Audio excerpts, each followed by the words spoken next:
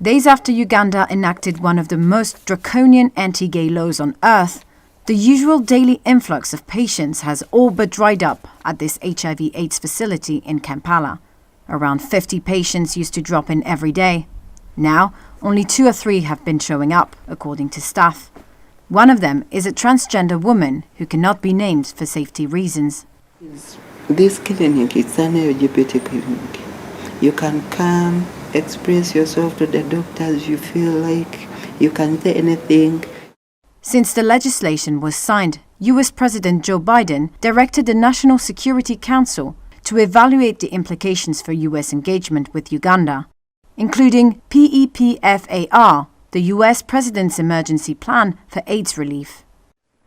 PEPFAR estimates its support for the scale-up of antiretroviral treatments in Uganda helped avert nearly 600,000 HIV infections between 2004 and 2022. Reports of possible cuts have unnerved the program's beneficiaries and transgender patients. I feared because I was thought that yes, the bill was there, it has passed.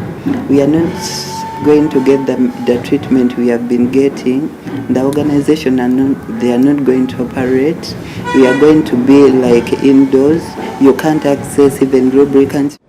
The US-funded facility was, until recently, a prime example of the country's success in the fight against HIV.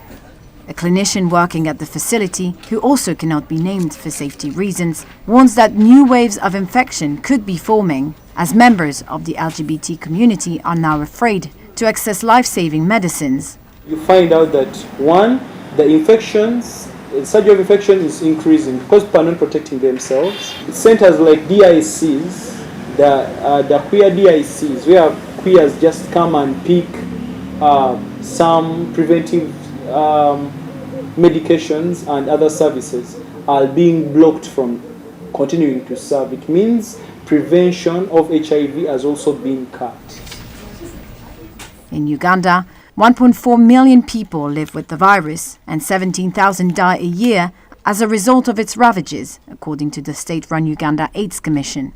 Under the bill, which President Yoweri Museveni signed into last week, gay sex is punishable by life in prison, while aggravated homosexuality, which includes transmitting HIV, is punishable by death.